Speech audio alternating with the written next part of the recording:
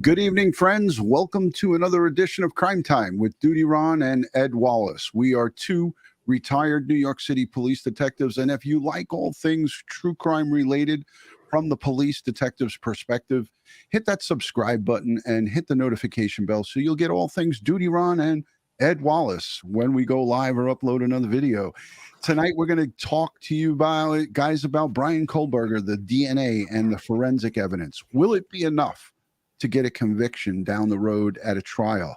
We'll get into that in a few minutes, but before we do, Ed and I would like to say thank you to the Patreon supporters, the channel members, the moderators, the replay viewers, and everyone here who positively engages in this community. You guys are what makes us a great place, and we give thanks and praise to you, our viewership.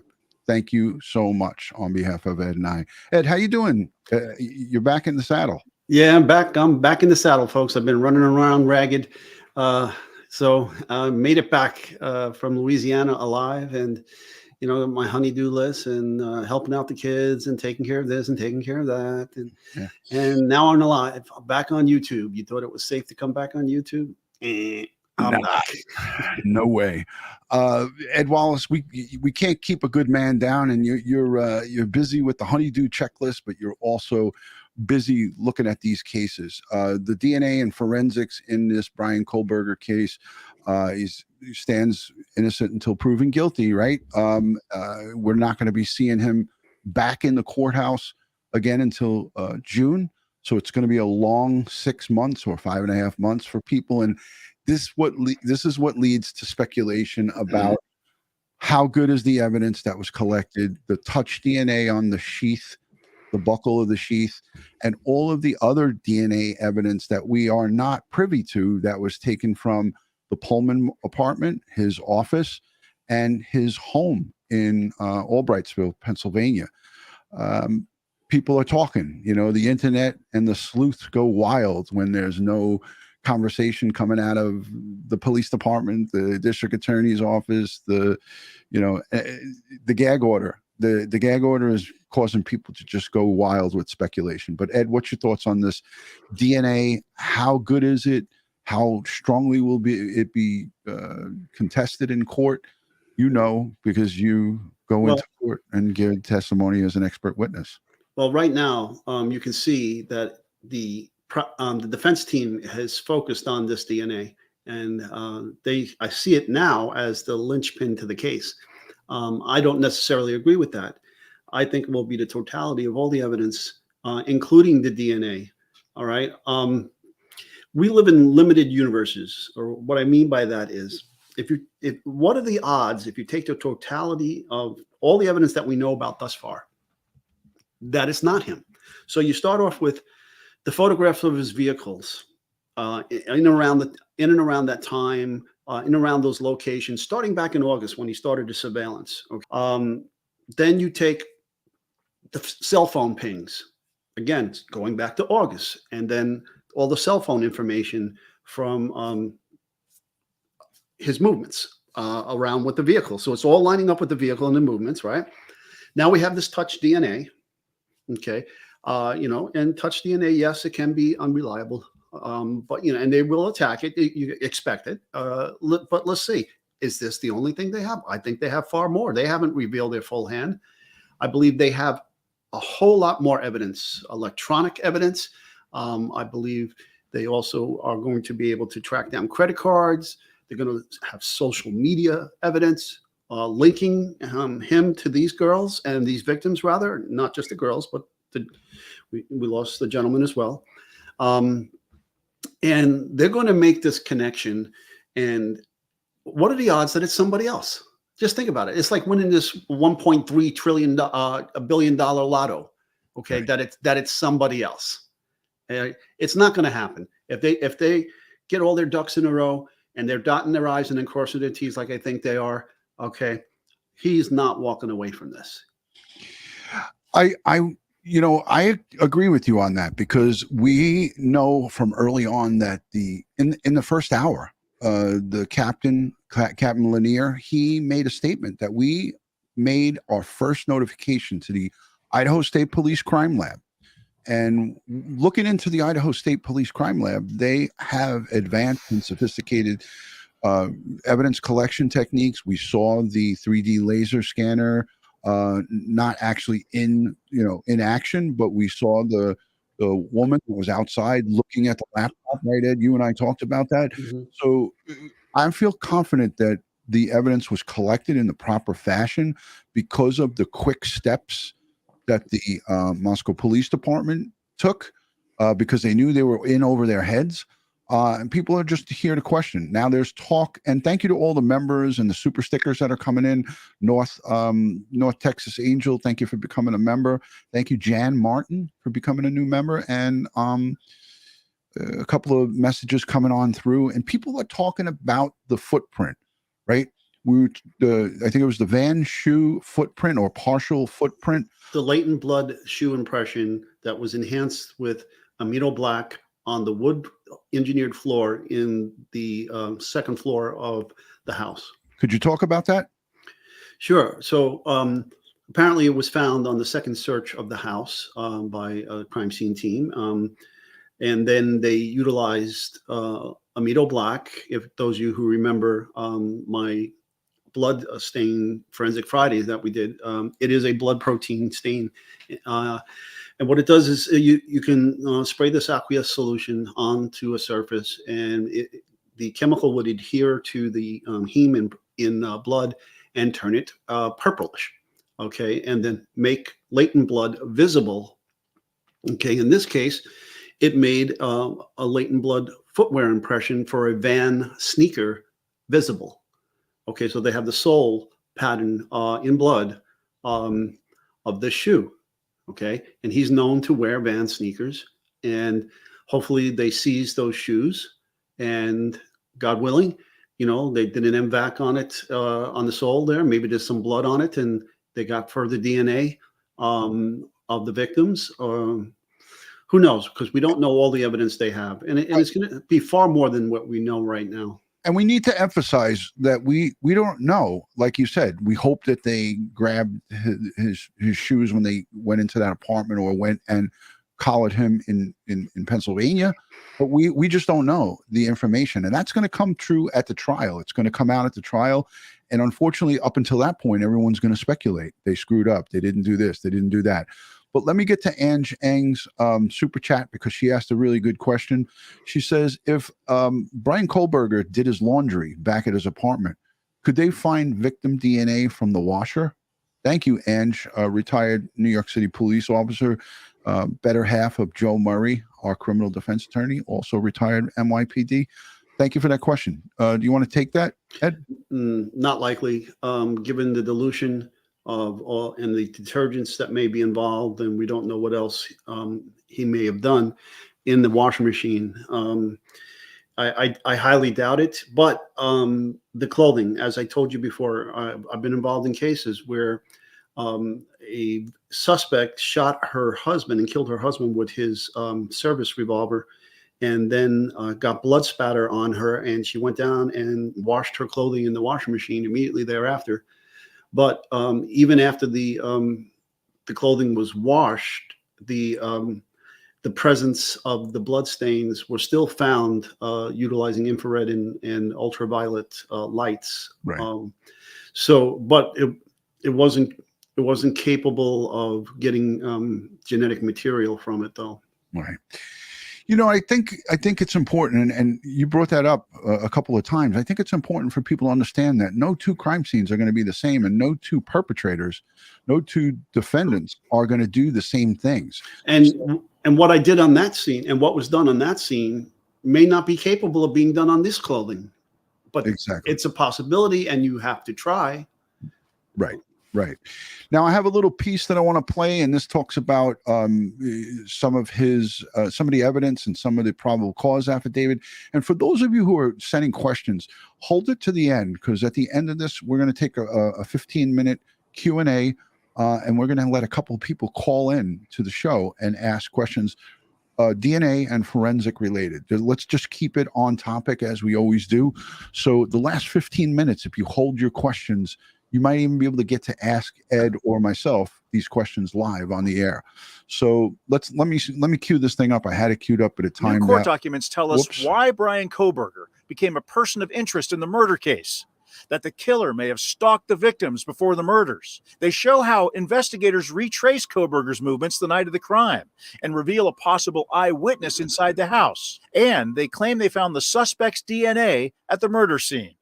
It was police at Washington State University, 20 minutes from Moscow, Idaho, who likely first uncovered the name Bryan Kohberger. Surveillance cameras recorded what investigators say was a white Hyundai Elantra near the murder scene on November 13th. A police officer queried white Elantras registered at WSU, and one came back to criminology student Bryan Kohberger. Was Kohberger stalking the victims? That's a question investigators sought to answer when they obtained a search warrant for records from Kohberger's cell phone. Court records say on at least 12 occasions prior to the murders, Kohberger's phone was detected near the murder scene in late evening and early morning hours. Additionally, Kohberger was detained as part of a traffic stop in Moscow on August 21.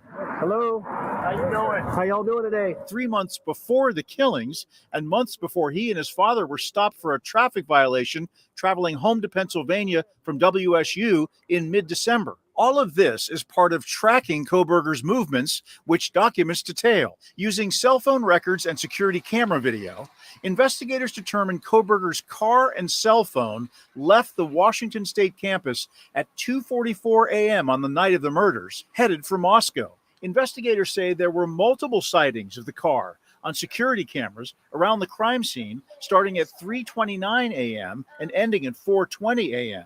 Records say that is the time the killer murdered 4 University of Idaho college students inside their home. But there were 2 surviving roommates who were not attacked, and one of them is an eyewitness. Inside the house on King Road, one roommate heard crying and strange noises after 4 a.m. A short time later, documents say she saw a man in black clothing and a mask that covered the person's mouth and nose, and she watched him in a frozen shock phase as he walked out the back door. Investigators say her description generally matches Kohberger's features, and those same investigators say DNA is the proof that Kohberger was inside the home. Documents say that DNA comes from the sheath of this type of knife called a K-bar that was left behind at the scene of the stabbings. Investigators say DNA from that knife sheath matches a DNA sample pulled after agents recovered the trash from the Kohberger family home in Pennsylvania. That's where officers arrested Bryan Kohberger in an early morning raid on Friday. As Sebastian said earlier, no motive identified in these documents. What is also still unclear is why these stabbings that occurred around 4 in the morning were not reported to police until noon. So those are some of the main sticking points, and I wanted to play that because they talked about a lot of things. This is not just a case that's built on DNA. We have the car, we have all of the phone pings, we have an eyewitness. Essentially, he was wearing some type of mask over his nose and his mouth. Cases are built not just on small little things. This is a whole combination of a lot of different things. Ed, someone put in the chat about the car. You once spoke in a previous live stream, and thank you to ATS News and everybody else that's joining: Gayla Dennison, Night Nurse, Kathleen, all the same faces and some new faces. So if you're new, let us know by saying, "Hey, I'm new," in the chat. So you talked about this on prior live streams, Ed, how they can go to the cabin air filter and they can look at tire tracks and the tire markings. We had crime scene unit investigators from the Idaho State Police tracking and mapping the tire marks out in front of the crime scene. Can you talk a little bit about that and how that might be played into here? Yeah, so just like footwear impressions, you're going to have 2 types of evidence with tire impression evidence. You'll have class characteristics, which will tell you the manufacturer, the size of the tire, okay? And in addition, you might be able to get wheelbase, wheel width, depending on how many sets of tracks are there. And, if there is enough information there, you photograph it, and this looked like it was on pavement. So you photograph it, and you can't cast it like you could a footwear impression in soil or snow or whatever the case may be, something a little more three-dimensional, because this is less, it's hard surface. So you would photograph, if you really wanted to, you could, secure it and carefully cut that section of the street out if you needed to, and brought the whole slab of asphalt or concrete, whatever it was, back to the laboratory to let them look at it. I've done that several times. Concrete sidewalk section out and brought it, concrete wall in a house. I cut it, brought it to the lab. Wow. But that said, there's also individualistic evidence that can be gleaned from tires. Because after you use tires, if you don't check the wheel balance often, and the car comes out of line, then the tire will start to get some wear patterns. And in addition, if there's any defects in those tires from use, road hazard, so forth, now the tires become individualistic, and you could match it potentially back to the vehicle that was where the vehicle that it was on and being used in.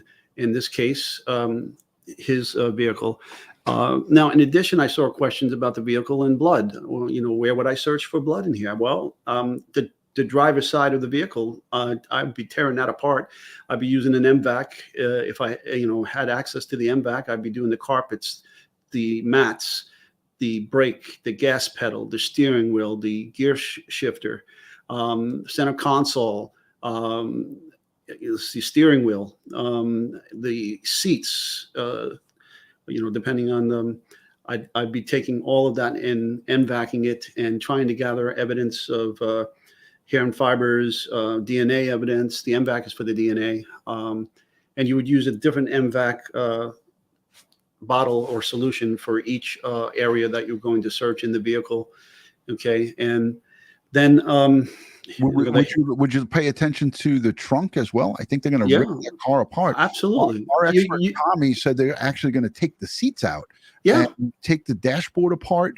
They're going to look at every inch of that car. So that probably is still ongoing, or if not, completed at this time. But this is all going to be part of the case. It's funny because in this case, there's no denying that he was in that area several times from August on. Okay, so even if you pulled his air filter and you found pollen or insects in the grill that are associated with this area where the victims were, well, he's been there. Okay, so yes, Aaron, yes, we would use luminol if that was appropriate. But if we use luminol, it's going to, or Blue Star, it's going to dilute possible areas for DNA. So I would like to use the M-Vac first, and then look at it later with luminol. And I will say this, investigators on this case are no slouches. They know what they're doing. They're going to use that M-Vac first, as Ed probably just referred to, because if you use too much, and I'm taking what I learned from Ed from previous live streams, if you use too much of that solution, that luminol, you could lose your evidence. You could lose the, right, Ed? Yeah, now we know he was cleaning the car at 4 o'clock in the morning in Pennsylvania. We don't know what else he did in Washington with that car.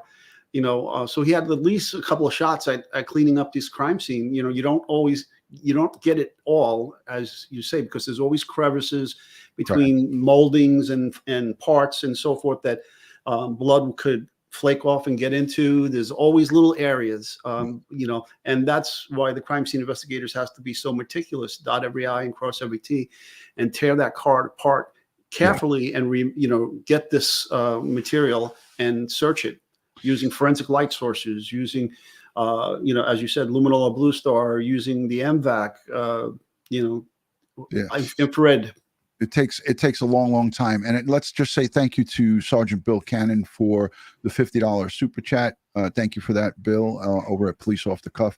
Guys, if you're not subscribed over there, you guys know that him and Phil, they give it to you straightforward, just like we do over here on Crime Time with DutyRon. So thank you, Bill. for the $50. I guess I got to send one back to you because he'll be coming looking for that. You know how that goes, Ed. Now, yeah, there was a question in the chat about what was my thoughts on the sealing of the evidence from the apartment that was collected, the gag order on that. I think there's something damning there. There's probably a lot of evidence in there, especially in those computers. You know, you got to get his credit card, start doing credit card searches. Let's look at his internet searches, look at his Amazon searches. Let's see what he bought, mail order or online somewhere with his credit card or PayPal or any Venmo or whatever the case may be. Let's see if we can't track down the sale of that knife and have it associated with him. Okay. Yeah, there's so much work behind the scenes that has to go into this thing. And again, as it says in the title, you know, will the DNA and forensics evidence be enough to get a conviction? I believe a combination of all of the evidence that includes the forensic DNA, the phone records, the computer tower that was taken out of his apartment. I can say this, and I've said it on previous live streams. I would bet the bank on it that he made some type of communication with either one or more of the females that were, you know, murdered here. Yeah, let's look at his credit cards. See if he was in that vegan vegetarian restaurant that the two of the girls worked at. Yeah. You know, let's see. There's a lot here, and you know what? You know, there's people out there. Hey, if you are an Amazon salesperson and you sold someone in Washington State A knife, a K-bar. Yeah. Hey, get on the horn. Call the police. Right. Exactly. Hey, let's look to say hello to some of the folks in the chat because we have to always pay attention to our live chatters. Cindy is here. She was on the members only that we did about a couple of hours ago. She's from Pullman, Washington. She's given Ed, you and I a lot of valuable insight into the community in and around the University of Idaho. So thank you, Cindy, for being here. Thank you for being a channel member. You know, again, all of you guys are valuable. Dawn Marie, one of our greatest friends and moderators here, Black Rose 11, Rebecca, you know, Richella Pranzo, that's part of Pete and Richella. They had a team. Lieutenant Pete, retired NYPD lieutenant, thank you so much for your support, your friendship, and everything that you guys do here. But yeah, this is just the beginning of what we're going to see going forward. And who knows how long it's going to take for this trial to commence. But the bottom line is we know that the next date is going to be June 26th. So that's going to be a long time. It's going to be summertime, essentially, folks. Also, he had a doctor's appointment on campus, at his campus, sometime after the murders, and, you know, get a warrant, see if there are any medical records of any injuries. Right. Exactly. Yeah. That's good thinking right there. Hey, look who's in the chat, Ed. Another one of Big Phil. Another one of our fans, straight out of Brooklyn. Phil Grimaldi in the chat. So, hey, so between Bill and Phil, we're starting to get going here. Thank you so much for the support, guys. We greatly appreciate you. I wanted to show one of our viewers, Carly. I'm not going to give out her last name, but she sent me. There's many creators and many people who aren't creators, and I don't know about this guy. He's from the United Kingdom, but I'm going to show his Twitter.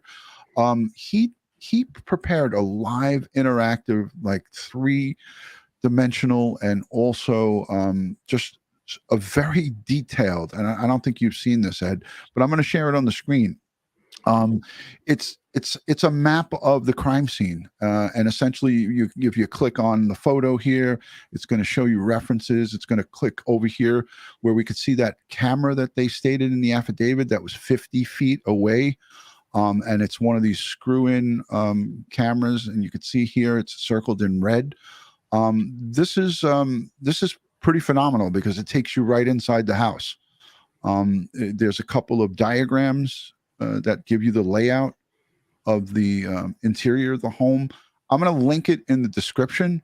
See here, he puts timelines, and this is one of the best that I've seen so far. And there's been a lot of them out there. So you can essentially go in the house and move through it and go room by room. And, you know, I know these photos are taken off the internet, but he put them together in a pretty easily shared slideshow where you can go around and basically just walk right through the house. Yeah, So he's using a CAD program. It's great stuff. yeah, he's showing all his bedroom 3A, and if you click on it, it's showing you exactly where the knife sheath was found. And Kaylee and Madison were here, found on this bed in this bedroom. And there's just affidavit. As I entered this bedroom, I could see two females in the. So there's actually, I didn't even know that there was audio to it, but there's text. He's giving all of the context of how he put this together. It's not just that he put it together just randomly. So this guy did a great job as far as I'm concerned with this. Prosecutors and defense attorney pay people big bucks to do stuff like this. Yeah, bedroom 2B confirmed to be Xana and Xana Canodal's bedroom, and here's an inside look at it. It's pretty interesting, to say the least. This is the guy's Twitter. I'm going to link it. It's Huux, and he's from the UK. So he did a great job, and I'm giving him all the credit where credit's due here. So if you guys want, I will link it down below in the description. You guys can go on over there and check out his channel. But it is amazing work. Yeah, I got it there. Huux. So thank you so much, Carly, for sharing that with me and Ed. I really didn't have time to look through it. I kind of clicked on it as we were here, but it really did a great depiction. But that's not what the live stream is about. Ed, I wanted to, before we wrap up in a little bit, I wanted to ask you a couple of things. You've been around and you've given expert testimony on different, parts of crime scene and evidence collection and so forth in your time as as a expert witness, right, for both sides, the defense and prosecution.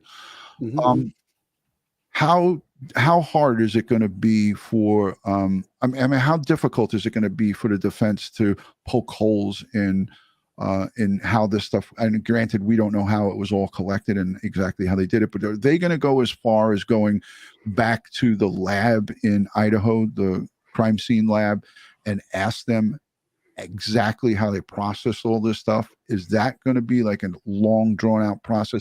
And I'm asking you this because it came in to DutyRon.com from somebody. Well, the defense attorney, first line of attack will be the crime scene investigators and the crime scene work, because we have a saying in forensics and science: garbage in, garbage out. So if you didn't handle the evidence correctly at the scene, no amount of lab work can correct those mistakes on the evidence. Now, if it's the job of the defense attorney to create reasonable doubt. So if they can turn the crime scene investigators from a hero into a zero and attack their credibility, it will taint everything they touched. Okay. So now we move on to the lab. So now the lab work is damning to the defense. And so how do they attack that? Well, they'll ask questions of the analyst. How did the evidence come in? Was it packaged properly? What standards should you use? What protocols did you use? Did you follow your protocols? Was there any signs of cross-contamination? They'll try to create reasonable doubt with the touch DNA. Could it have gotten there another way other than the victim actually touching that sheath? The analyst will have to always be truthful and explain how touch DNA works and how it can be transfer evidence. It could be transferred from one item to another item. But like I said, it's the totality of all the evidence, and again, Occam's razor. All things being equal, the simplest of explanations is typically correct. So go. If all the evidence is pointing at Kevin, is that his name, right? Kevin, no, right? Bryan. Bryan, I'm sorry. I'm having brain fart. I'm very tired, folks. Sorry. If all the evidence is pointing at Bryan, okay, he's going to have to try to break down each and every piece of evidence and make the jury look at it in the best possible light for him. And that's just not going to happen. Yeah. Ed, I see you have this question up here highlighted. I didn't want to get rid of it because Yeah. I didn't want you to yell at me. Yeah. So let me handle this. Well, he worked at, he had access to a lab. I'm being told he had access to a crime lab, that he had access to computer databases apparently as well. He had access to body cam from local law enforcement. He had access to a lot of different things. So yeah, he could have went into the labs and grabbed some Blue Star or Luminol, or he could have went in there and grabbed an alternate light source. You know, who knows? And there was a good question from Phil. I wanted to jump on this. Yeah. So Phil asks, will the past experience of the crime scene detectives come into play? Yeah, at trial. Absolutely. You know, when the prosecutor puts a witness up, like a crime scene investigator, they may or may not seek to have the crime scene investigator deemed an expert in crime scene investigations or forensics or bloodstain pattern or whatever the discipline is in the forensic community. In order to establish that, they have to give a list of all their training, all their certifications, all their bona fides, if you will, right? And then the defense gets to cross-examine, or what they call voir dire, the witness that's being put to the judge with an application to be made an expert. Because if you're qualified as an expert, now you can give opinion. Okay, so they're going to attack these experts because they don't want opinion evidence coming in. All right, so typically they're going to attack. So if you don't have a whole lot of experience, it could be an issue. Right. But if you have a lot of certifications, a lot of training, if you have a degree, if you have a graduate degree in all of this, this will all add and build up the investigator. Excellent explanation, Ed, and thank you for answering that question. I got to ask you this, okay? They're talking about the single source DNA, right? And then the evidence that they removed from the neighbor's garbage pail, where we now know he took the garbage and discarded it next door at the next door neighbors. It came back with his dad's DNA, right? Can you explain for the audience, because again, you have such a great way of giving this in layman's terms. Can you explain to the audience how this all goes with what they got off the clasp on the sheath, the touch DNA, and how they circle it back and pull it right straight back to Bryan by when they grab him and they collar him and they do the mouth swab? Can you just explain that to the folks? I know you could do it in a condensed form.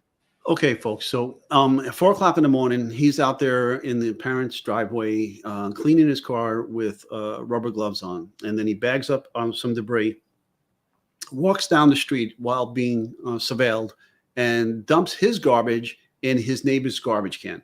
So now he's lost all expectation of privacy once he's done this. Okay.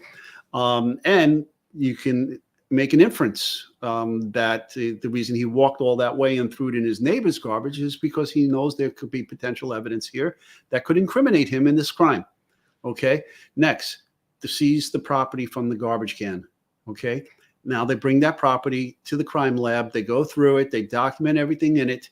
And then they find articles and extract DNA. Now they get a DNA profile, and the comparison of the DNA profile shows that it's the father. Okay, so now they have the father's DNA. So once that all comes in, he gets arrested. Okay, now they can take the swab from him, a buccal swab, take a cotton swab, stick it in the mouth, take a swab inside the cheeks, on the gums, and so forth, and send that to the lab. And now the touch DNA from the crime scene was submitted to CODIS prior to all of this, and there was nobody in there that matched it, whether it was the offender database, those are people that are known, and then the unknown crime scene samples that are in CODIS. Nothing matched him. Now they get that swab post-arrest, and they run the DNA on it. Boom, it matches. It's him. It's STR, short tandem repeat DNA from the touch DNA from the button on the sheath and his buccal swab. And how tight is that, Ed, when you have that all coupled together and packaged up? Oh, yeah. It's good stuff. He's got a lot of splaining to do. A lot of splaining. He has a lot of splaining to do. Folks, again, I promised you guys we would do about 15 minutes of Q&A. Ed, if you could look into the chat, I'm going to bounce myself off the screen and I'm going to share something. So I'll be right back. Ed, you got the channel? Someone sent in a super chat. Okay, Russell, let's see what you say in here. Russell asks, great channel, guys. Can the M-Vac suck up other substances, chemicals that could dilute any DNA? Well, excuse me. Well, the liquid that the M-Vac uses is, it's like a sterile liquid with phosphate buffer saline solution in it, and it's good for genetic testing. And so that's the liquid that's in the M-Vac. So now you spray this into a surface, porous, non-porous, and think of it like a carpet shampooer. You spray it in, and then you scrub it, and it vacuums it up. Okay. So what's ever in that carpet, any chemicals or any other things that are in there, well, some of that is going to be in the mix. Okay. But there's a filter system, and hopefully a lot of these things will be filtered out. Let's see, what else do we have, Ed? Let me show this M-Vac demonstration. Like DNA are a swab, tape, or scraping. And the M-Vac, in lieu of that, it is a vacuum system. So it's applying solution and vacuuming at the same time. That action creates turbulence on the surface, and that turbulence picks up the DNA material. So traditional devices just kind of go over the surface, whereas the M-Vac, it goes down in and collects the particles, the DNA material, the cells out of the surface. About 20 years ago, there was a murder, and a rock was used in that murder. And the only thing that was found when the investigators arrived on the scene of the crime was the victim and this rock. That rock sat in an evidence locker for 17 years. At the end of that time period, with all the advances in DNA, they decided to pull the rock out and try swabbing and some of the other methods to see if they could get any DNA off of it. They got a little bit, but they did not get enough to move the case forward. It was then M-Vac'd, and they found a full profile. So the perpetrator was apprehended, and he's now in jail waiting for trial. Amazing piece of technology right there. Ed, what do you got? Anything on the So screen? Canadian Cookie says, Ed Wallace, is it possible that the knife left any fragments from the knife in the victim's body during the stabbings? Now, during the autopsy, one of the things many pathologists do is a full body x-ray. So if broken metal tips of knives and things of that nature are ballistics evidence are in the body, they look at these x-rays of the victim. And then if they see that during the interior examination of the bodies, they'll look for those areas and collect it. Now, is it uncommon? No, it's not uncommon for a kitchen knife or a cheaply made knife used in a stabbing to have its tip or edges broken as it's being thrust into the victim, and then those areas hit bone, blades can break. If this was a knockoff K-bar, you might find that, but if this was a true K-bar, I kind of doubt it. But never say never, right? You got to look for it. You have to look for it, because you remember the weapon has not been recovered. What else do we have out here? Let me highlight this super chat from Zia TC. She said, would fibers from the scene go into his car cabin air filter? Sure. The fibers, the hairs of the victims, the hairs or the fur of the dog, these are trace transfer evidence. So those fibers of the victims, you would expect to see that there. Those hairs of the victims, you would expect to see all of that inside of the residence. The dog hairs, the victim's hairs. All right. And then, yes, it's trace transfer. So with him touching bedding or climbing on beds and touching surfaces and carpets, you don't know if he fell to the floor or whatever the case may be. But there's going to be a transfer from the scene and them to him, and from him to the scene. Yeah, because anything that was collected from inside his Pullman apartment, his on-campus home, his housing and his office, he had the potential, like Ed is saying, is to actually bring that into the King Road homicide location. And once they're able to get both of those items and those pieces of evidence and put them together, that further solidifies this case. Sleuthy Goosey is Here, Sleuthy. Hold on a second. Okay. Sleuthy's on the scene. Put your hands up. Don't move. It's like a carpet shampooer, wise guy. Okay. Thank you, Sleuthy. I'm wondering why Sleuthy is not calling in. I put the link in the chat twice, and nobody's even calling in. Nobody wants to talk to us, Ed. It's okay. Could he have intentionally left the sheath in an attempt to misdirect Leo's to a Marine? I doubt it. I don't even think in the heat of the moment he knew he did it. Yeah. Mm-hmm. Yeah. Canadian Cookie sent in a super chat. Let's see what she. Oh, that's a super sticker. But let's highlight it anyways because Canadian Cookie rocks. Thank you, Canadian Cookie, for the super love. Yes, and she kept that cold air up there because it's been quite warm down in New York. Yeah, until today. Uh-huh. Ali D is in the building. Thank you for joining, Ali D. Here's a good one. Just because the crime scene was bloody 8 hours post-murder, does it mean it was bloody when the crime was taking place? That's an actual good question because a lot of people are arguing about this. They're asking like, well, maybe he did it so fast because it really was a short period of time from when, according to the PCA, the probable cause affidavit, it was a very short period of time that he was in that home and committed those 4 murders and got out. Ed, is there a possibility that there was little, not the amount, obviously, that they saw 8 hours later? Well, some were stabbed in their bed, right? So you were they under the covers? Were they under the sheets and the quilts or whatever the case may be? And then that could have impacted the amount of blood that was during the attacks. One was on the floor. Okay. There were defensive wounds. Okay. So someone put up a little bit of a struggle, right? Mm-hmm. So now it depends. Also, we have to look at the fatal injuries. Okay. We don't know that. We don't have the autopsy, but with stab wounds, there's going to be a lot of bloodletting. Okay. And if the heart is still pumping and the person's not dead, but they're immobilized, then this blood is still going to flow out of all these wounds and create probably more blood after the attack than occurred during the attack. Yeah, that makes sense. Beckfest, she also always calls into the show, and she sent in the super sticker. I'm surprised that she didn't call in. Beckfest sends in a $4 super sticker. Thank you so much for that. Greatly appreciate that. Somebody also said, I'm going to highlight this because I think this is important. Some people are talking on Twitter and in some of these spaces and out and about that could Bryan Kohberger have committed this crime to become famous? I don't think so. I there's so many possibilities of what brought him to doing this crime.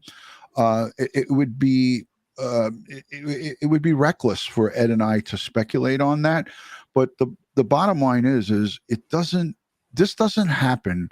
Somebody doesn't come into someone's home and murder 4 people if they're thinking soundly. And I think we can all agree about that on that. If you're thinking soundly and you're thinking, rationally, you're not going to go and do something like this. So, a good question, and I appreciate you, asking that and putting that forward. What do you got, Ed? So, Jerry, and while BK is in custody, are they able to, or will they try matching his DNA to any similar unsolved murders across the country? His DNA was put into CODIS. Okay, he wasn't found in there. So right now there is no unknown DNA from crime scenes throughout the country that he has been linked to as of yet. Okay, it's not in the system because once they ran the CODIS check on the touch DNA from the snap on the sheath, it didn't come back to anybody. So he's not in that system. That doesn't mean there's no evidence out there that wasn't searched for DNA from a crime that maybe he's associated with. We don't know. But you typically, when you start down this road, you typically don't start out with a quadruple homicide. Yeah. Okay. And that's why John Milner, is it Milner or Miller? Miller. I don't know why I keep saying Milner. The former ABC News reporter turned DCPI chief, then counterterrorism chief, right? He just retired. He works now for CNN, and he said, that now that his DNA profile is available to police, that the folks in the Northeast here, Pennsylvania, New York, New Jersey, Connecticut, and every law enforcement agency across the country should be really looking at some unsolved cases in the recent past and trying to see if his profile matches up. We had $100 super chat from Nothing But Love. I'm sorry, Ed, I had to do it. I didn't want it to go away. She sends in $100 super chat and she says, "Thanks again for all that you do." Thank you for your generosity. Thank you. Could you find that one, Ed? He's smiling like Ron. Well, I'll find which one. Did you have a question up? No, I'm looking. So nobody's brave enough to call in, which I'm disappointed in. It's Saturday night. I thought everyone would have their popcorn and they're ready with their questions. Maria Hernandez sends in a really good question right up on top of Nothing But Love's $100 super chat. She says, even his sweat drips could possibly be there. Your thoughts on that? Absolutely. Okay. And if he's wiping the sweat out of his eyes, he could be flicking it on the wall, on the floor, Right. I mean, this was a very stressful situation, and he's exerting himself tremendously. I mean, folks, it takes a lot of energy and strength to commit some heinous crime like this with a knife. Right. 4 people. Okay. And he's been described by an eyewitness as not very muscular. Right. Okay. And here's the thing too, Ed. We have an eyewitness, right? Mm-hmm. DM heard him speak, and he walked past her. And words to the effect is, "Everything's going to be okay. I'm here. I'm going to help you." Right? In the process of saying that, droplets, sprays of his spit. Mm-hmm. Even though she saw him with a mask that covers his nose and mouth. We don't know what kind of mask it was. It could have been a ski, the thing that goes around the back of your head, like, one of those. It could have been a bandana. It could have been anything. We don't know. We don't have the specifics. It could have been a surgical mask that goes on. We don't know. But the bottom line is when she heard that, she didn't see him. She just heard it. So maybe the mask was down. Maybe someone who was fighting him off, because we heard that Xana fought with him. We have a brave soul coming on in. Let's see when she gives us the thumbs up. Laura H. We got an immediate thumbs up. Let's keep it to DNA, and we're going to join Laura H. Just let us know where you're watching from. Thank you for joining, Laura. Hi.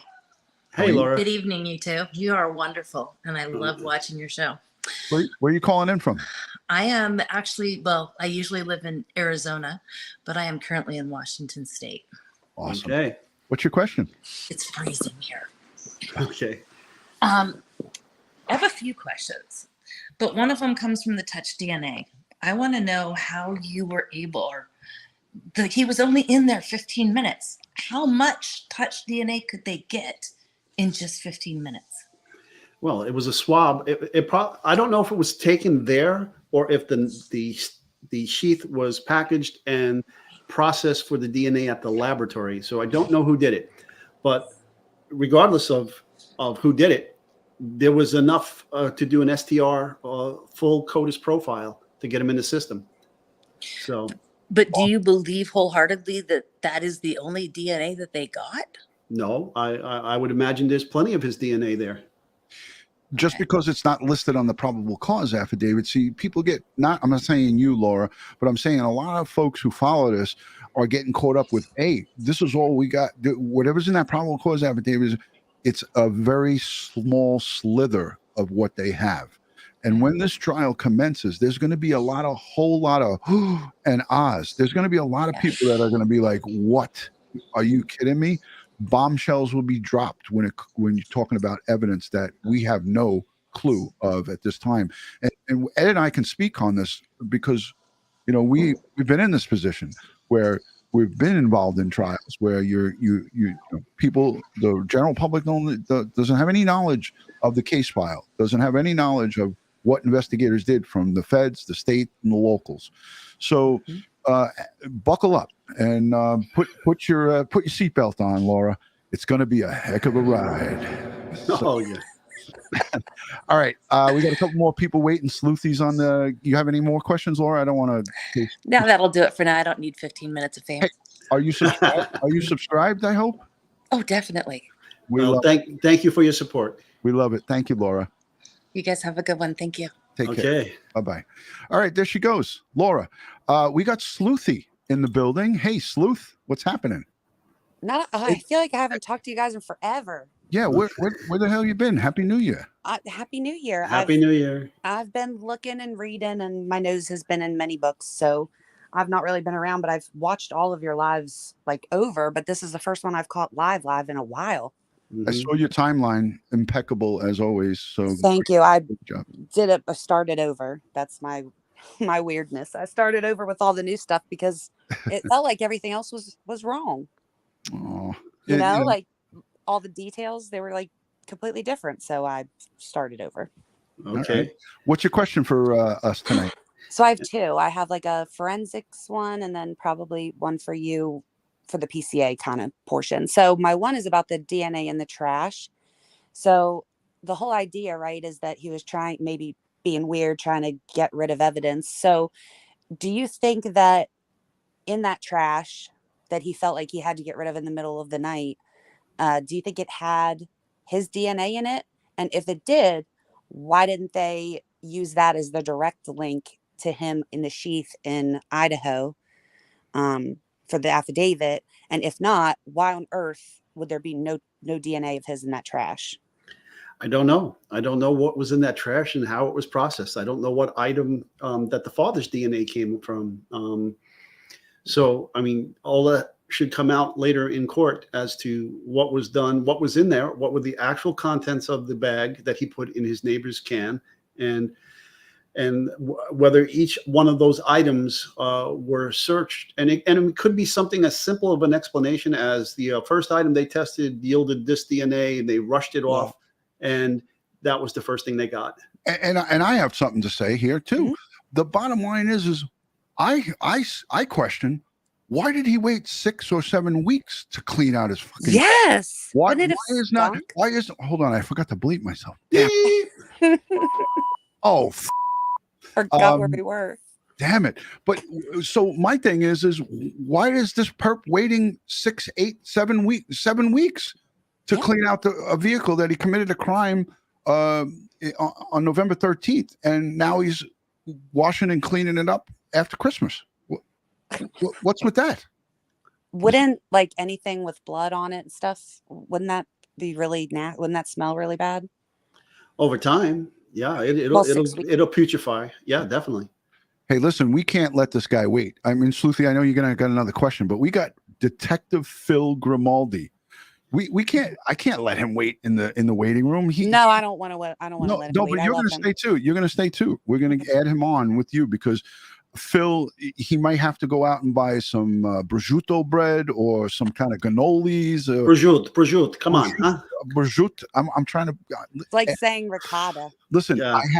I have to appeal to our community. It's not just all Italian Americans. There's some regular people that don't understand the prosciutto. You know, the rogot. Hey, Phil, how are you, brother? I'm doing good, my fellow Italians. Thank you very much for having me on. You were talking about, nobody was calling in, so I was listening. I says, I got to jump on. More or less, I just wanted to make a comment about Bryan's demeanor when he was first in court, that first day in court.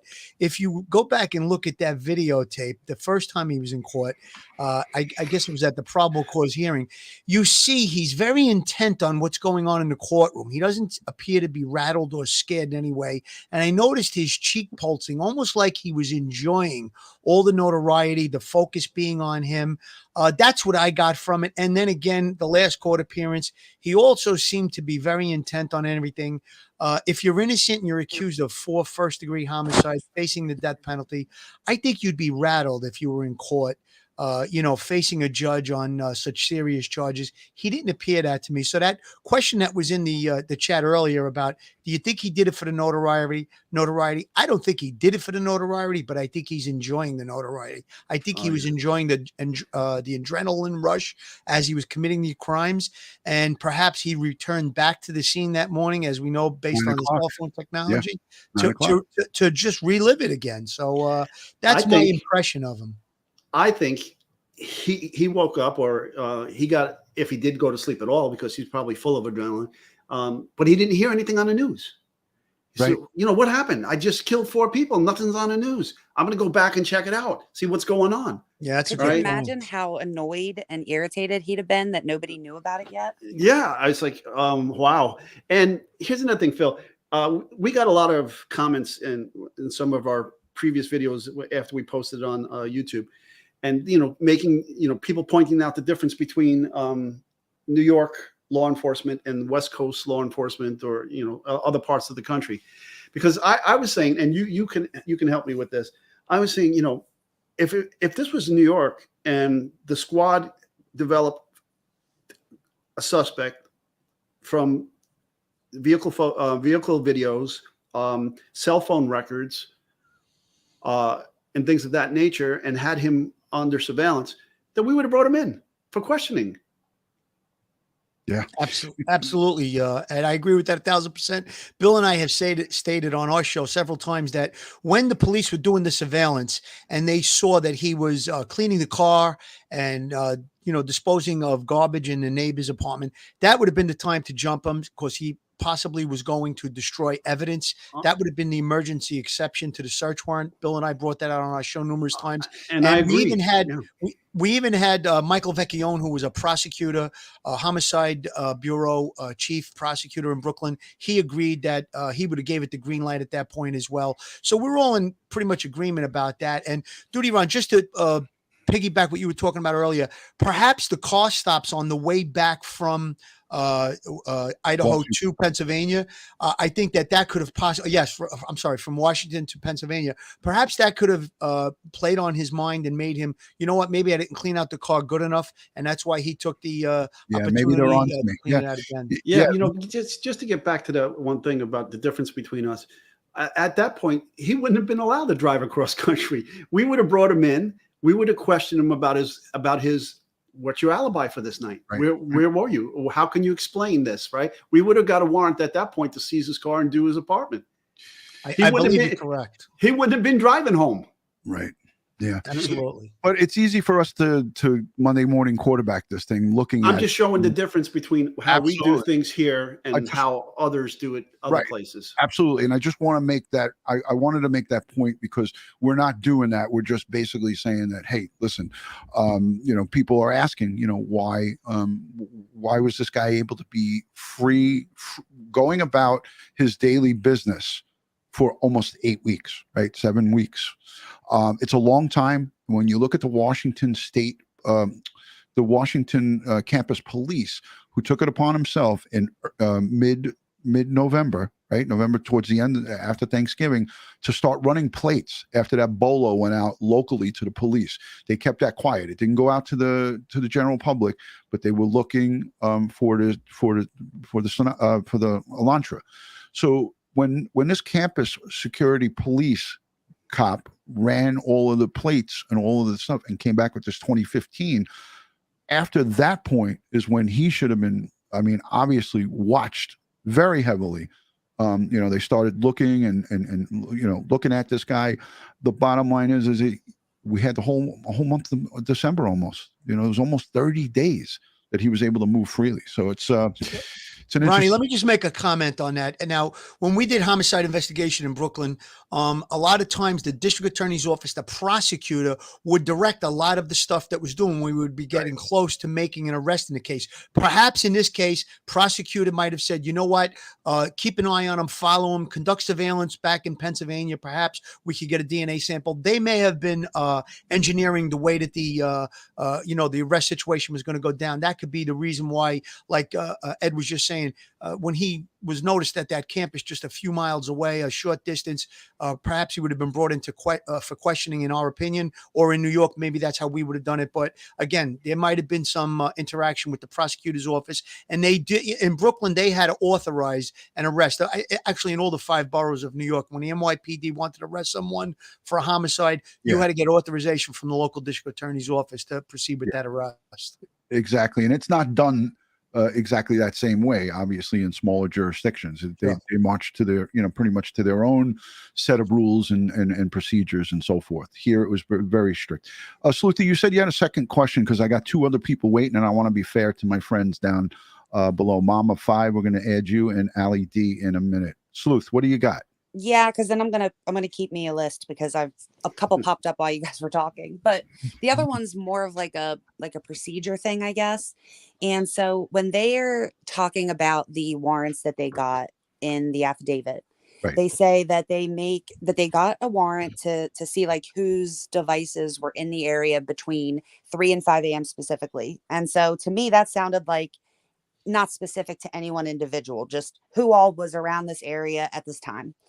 Now, if you then had a particular device that didn't come up in that return, would you have to go get a brand new warrant? And would it be justified? Like, would you have a difficult time just saying, hey, listen, we have this person here that we have his phone number and we think that maybe he was around, maybe outside of that 3 to 5 time frame. Now we need a new warrant.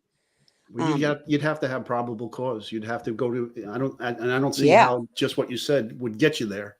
Okay. Yeah. Okay. You know what, Ed, you can do, based on the fact that there was a quadruple homicide at that location, they probably could do a cell tower dump, which would give you every cell tower that's pinging in that time frame. You can use understood, an hour or two before, an hour or two after, and I think that I don't think they'd have a hard time getting that type of a warrant. No, but she was talking about somebody that didn't show on those cell tower things. Okay. So there was somebody that they believe is good for this crime, but their cell phone didn't pop on these tower dumps. So. Right. Yeah. I want to correct Cindy because she's saying, holy cow, we're off topic. We're talking about forensics here. So talking about cell stuff, talking about the car, it all has to do with forensics. So this is actually not off topic, although some people's perception might, you might perceive it as off topic. This is not off topic, but I get what you're saying though. Thank you, Cindy. All right. Input. All right. Thank you, Sleuthy. Let's bring in Mama 5. Yeah, go ahead. Let's do it. Take care, Sleuthy. Thank you. Mama 5 in the building. Let's do it. Did you add her? Or I will. There she is. Yeah. Hi. Mama. Where you from, Mama 5? Baltimore, Maryland. Nice. Okay. So I have like a really big question. It's kind of off topic, but I was watching another channel. It refers to this case though. Okay. So apparently, allegedly, his Bryan's lawyer, public defender, did a motion and is asking for like they're saying he had an accomplice and that apparently he was the driver. That's why he circled around 3 times and he is the one. He went into the house and when he seen a girl crying, he said he was going to help her. And then the guy that was with him went in there and killed them. And he apparently left. Do you think this is true? No. So they're saying the no. man that ended listen, his because own life. I'm gonna. All right, let me just stop you right there because if you said a couple of key things here. You said you heard on another channel, right? Or you heard on the internet. Ed, Phil, Sergeant Bill, myself, we are disciplined in facts, and if it's not coming from which we know nothing's going to be coming from the police or the district attorney or the defense attorneys or anybody that is either a witness or there's a gag order goes out to everybody that's involved in this thing. So to have that kind of conversation coming out after a gag order, my red flags and my bullshit meter comes up even higher. So I have to say 100%. And because Ed and I, this is our channel, you're asking the question, I say it is. Where's my Jagaloon sign? Where is it? Let me go full screen with this. Hold on. Solo. Jagaloon Lane. So thank you, Mama 5, for that. But we call bullshit on that. Okay. But if they're going to make that their defense, they got to give up the name of the person. Yeah. You can't just be, he had a stranger in his car that decided they were going to go out together and he was going to do a quadruple homicide. Yeah, no good. Yeah. I had a homicide like that where two guys committed a homicide. They ran into an alley. There was a fence. They tried to jump over it. Uniformed police officers captured the two guys. And the one guy who was the main guy, he made a statement saying, oh, it was he created a third perpetrator. Said, oh, it was him. He got over the fence and he got away. It was him that fired the shots, blah, blah, blah. We had the two officers, the uniform officers were eyewitnesses to the actual homicide. They blew that out of the water. But that was a lot of times where a perpetrator will come up with a defense and blame it on an unknown third perpetrator. Yeah.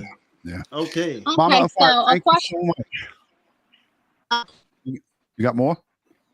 Oh yeah, I just question like if they had more DNA on him,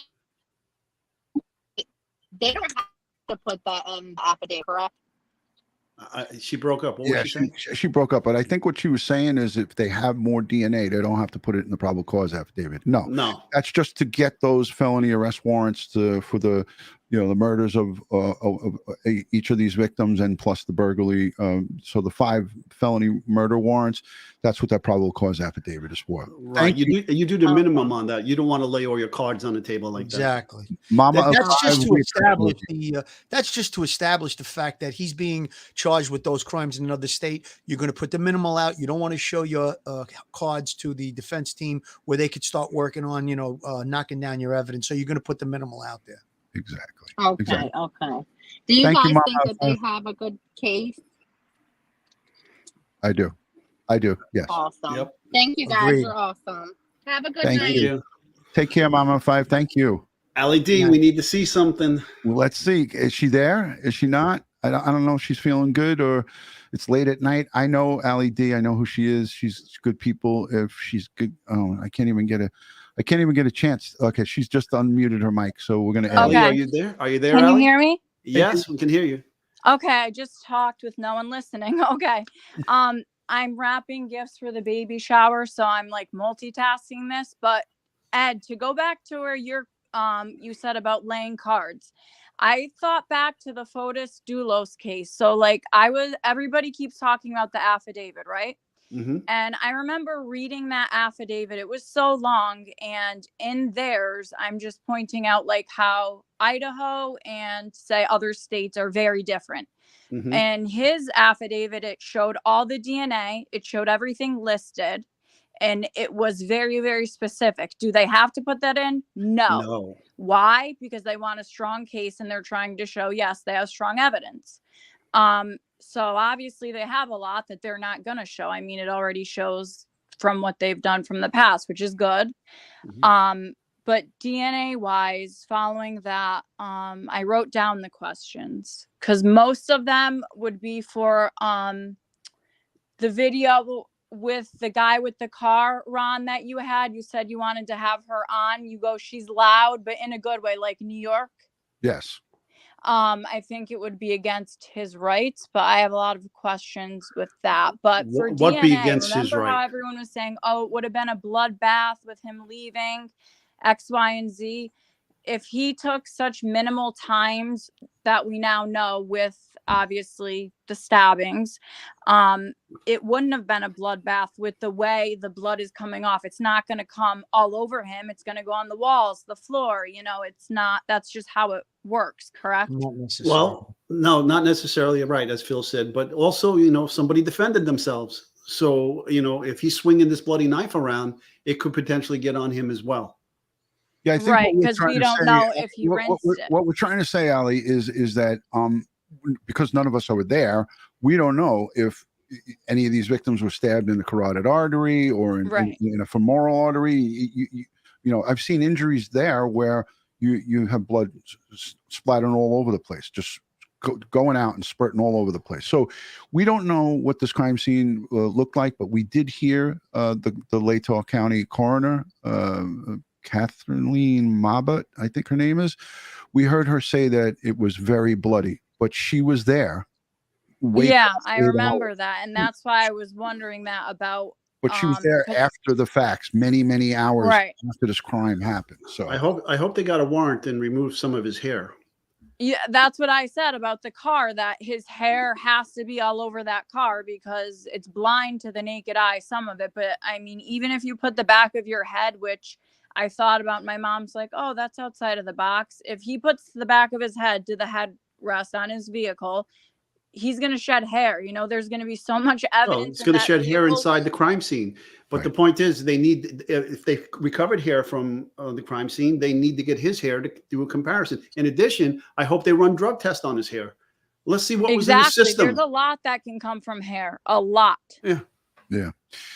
Well, we thank you so much for the comments and the questions. Do you have any more, Allie? Because I do, but it would be in regards to, I believe, the lawyer. Well, the one question I really do have, because I was thinking of other cases, is obviously we know if he's you know, he's not guilty yet, but if he is, he's not going to plead insanity. But if he was medicated, or he was by a doctor said, oh, he had this issue or whatever, are they going to release that, or is that in regards to his HIPAA? Because I know there's a lot of holes that way. So I think that a lawyer would have to answer that question. yeah, Okay. Yeah, we definitely don't have the answer to that. But the bottom line is that whatever his legal rights are, his defense team are going to step up, and they're going to take care of that and protect and guard all of his legal rights. I want to say the state of Idaho does not, as we know, does not accept insanity plea. We know Exactly. Shallow, Lori Vallow, Daybell Vallow, whatever the hell you want to call her. She tried that route. It didn't work out well for her. They get you correct. No matter how cuckoo you say you are, they get you correct, and then they get you ready for the trial. Thank you, Allie D. We're going to move on because we're going to get ready to wrap it up. Thank you for. You are welcome. Yeah. Have a good night, guys. Thank you, Allie. Thank you. Appreciate you. All right. Phil, I wanted to get your thoughts on the evidence and the DNA. And, I know you've been on many trials. You've been, cross-examined by defense and, brought on by the prosecution, by the state.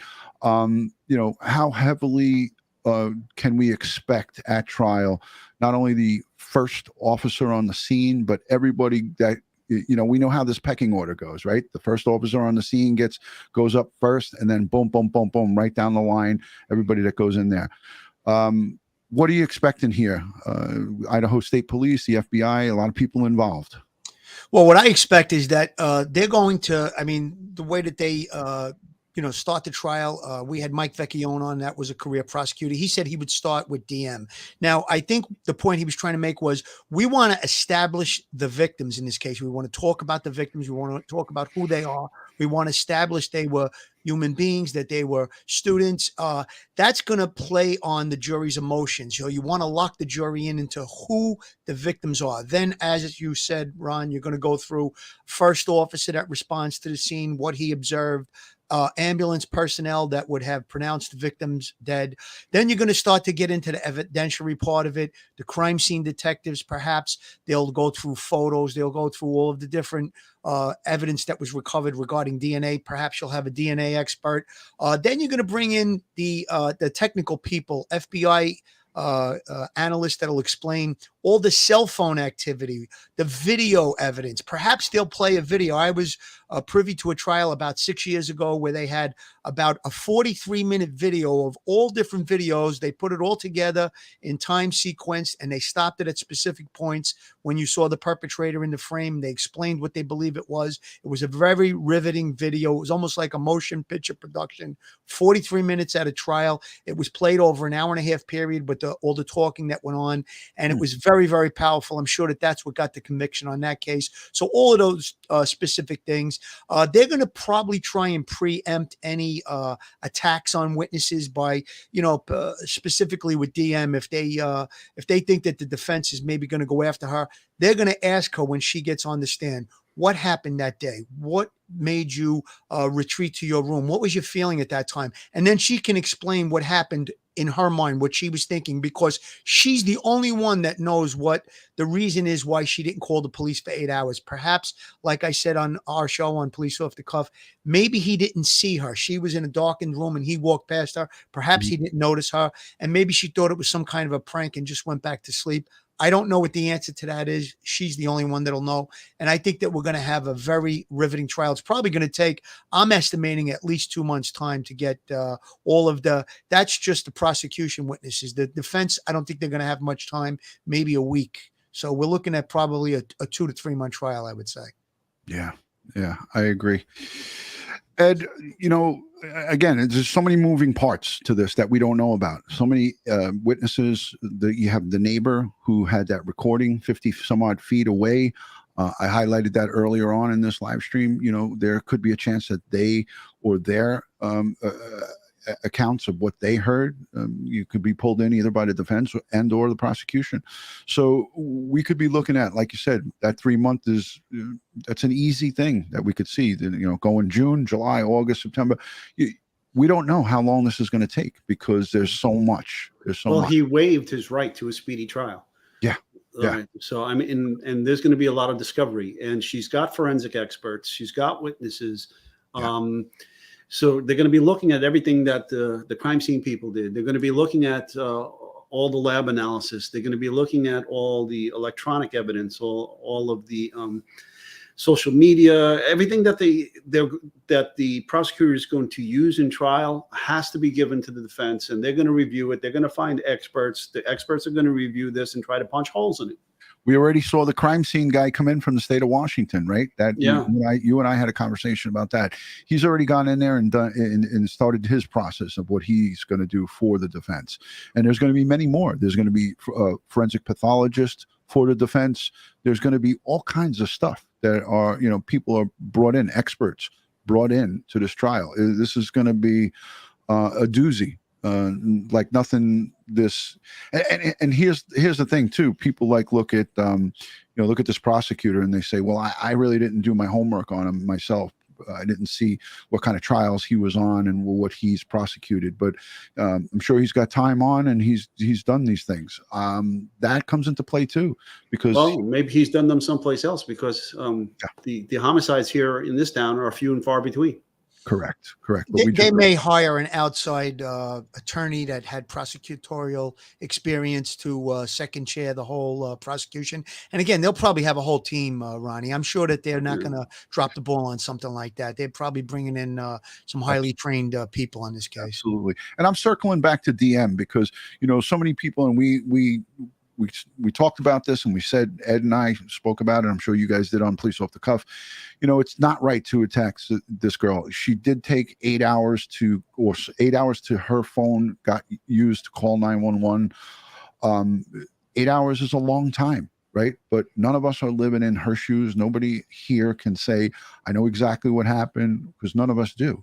But we'll have to, it's just a wait. It's a wait game here now to find out some of the intricate details of this and what happened. Ed, right. Nobody knows her thought process. Nobody knows what she was thinking and what she thought was happening. Nobody knows what she actually heard. Okay. Right. So, there are some bits of pieces of it in the affidavit. But other than that, we need to support her. We need to keep her healthy. We need to, keep her in a good place because she's going to have to give testimony. Absolutely. Ronnie, can I piggyback that a little bit? Sure. I just think that I don't, in my heart, believe that she consciously knew that there was 4 people that were stabbed and possibly dying and went back in her room and went to sleep. I really, really doubt that. I doubt that very highly.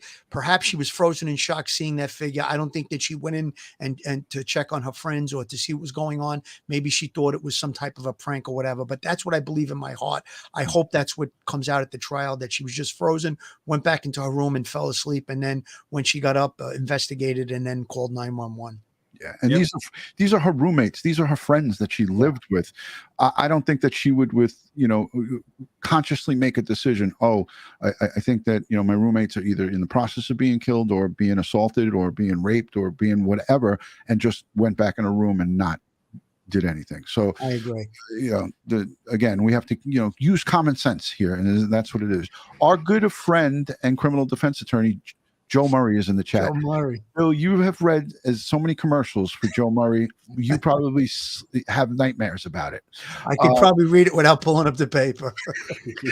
Don't read the copy. Don't read the copy, Phil. He's a good man, Joe Murray. I love him. Yeah, no, he's a great guy. Him and Ange, we appreciate Good those. people. Good people. Yes. Ed, if you have any comments or anything that you want to highlight, we're going to wrap it up. It's an hour and 20 minutes. That's more than what we normally do. Yeah, let's wrap it up. Yeah, I want to just say, guys and girls, this is going to be a long process. Okay, we're not going to, again, report on a lot of things on this case going forward. We're going to start talking about some different cases and circling back to some of the ones that we've covered. There's a lot to talk about in the crime world. But we're going to keep an eye on this. We're definitely going to watch it closely. We have to also do a live stream, Ed and I, with the M-Vac specialist. We're going to bring that person on. I'm going to bring back Dr. Joni Johnston, our forensic psychologist. She's a clinical and forensic psychologist. She's a great, great friend of the show. We're going to bring her back on because I have a show just dedicated to the criminal mind of Bryan Kohberger. I want her professional evaluation on what she thinks about his writings and all the juicy stuff that everybody's looking at that was put out there on Reddit. I want to get Dr. Joni Johnston's thoughts and feelings on it, and I'm sure me and Ed are going to squeeze quite a bit of info out of her. She's a great guest. She's a great friend, and she's so knowledgeable about this stuff. So those are the two things that we'll have going on. And that's really about all I have for you guys tonight. Again, this show is all things true crime related from the police detective's perspective. Between Ed and I, and now Phil here with Sergeant Bill, there's a treasure trove of experience and knowledge in the criminal field here. Catching criminals is what we did for a long, long time. And every aspect of it is here, from the crime scene evidence unit, a guy as Ed who, starts the ball rolling and the wheels of justice, to the gumshoe guys like me and Detective Phil, who would go out there and grab these guys. So, we do it all. So thank you guys for subscribing. Thank you for the replay viewers, the moderators, the super chatters. We've had so many people super chat. Heck, we even have Joe Murray sending $20 at us. We got to get a poll and start dancing there. Love you guys. I'm going to come on and show you why he's not guilty. Wow. Says the man from allegedly guilty. Hold on a second. Hold on. This is warranted. This is warranted. Oh, hell no. French, but you're an asshole. Thank you, Joe. This is why I love Joe Murray. He's always got an opposing view. I don't even know why I highlighted that comment, for crying out loud. He's like the monkey in the zoo. Can we throw shit at him? Of course. Joe Murray, I'm going to conduct a car stop on you. Hold on a second. Pull it over, pal. All right. Let's go with Phil with his final words, because we're going to end up with you, Ed, at the end. Phil, what do you got? Yeah, Bill and I may do a show tomorrow afternoon at about 2 on this case. We've been trying to really stay plugged into it. It's got so much interest. It's really a heart-wrenching case. Thoughts and prayers. Keep these 4 families and these wonderful young college students that were murdered in your hearts and your prayers. God bless their souls. These families are going to go through some pain going forward through this trial process. So just think about them. And let's just hope that we do get the full story and we get the justice that we believe these 4 victims deserve. Amen. Amen to that, brother. And Ed, I know you always like to end the show with a little bit of something here. Stay safe, folks. Stay prepared. Watch your 6. Hey, and guys and girls, as I always like to say, God bless the world. God bless the United States of America. And God bless each and every one of us here in the chat. But especially these 4 victims and their families. We send them strength, prayers, and positive vibes. Guys, please, please be kind to one another. You never know what someone's going through. And, there's these surviving victims. There's 2 people who are victims. I call them surviving victims because that's what they are. They're going to have to live the rest of their lives with this. Be kind to them. Be kind to one another. Reach out. If you don't have something nice to say, don't say it at all. That's my 2 cents. I thank my distinguished panel of these gentlemen here for hanging out for over an hour and 30 minutes. Thank you guys, and peace and love from everybody here at Crime Time with DutyRon. Thank you. Thank you, Ronnie. Take care, Phil. Take care, guys. All right, guys. Take Bye-bye. care.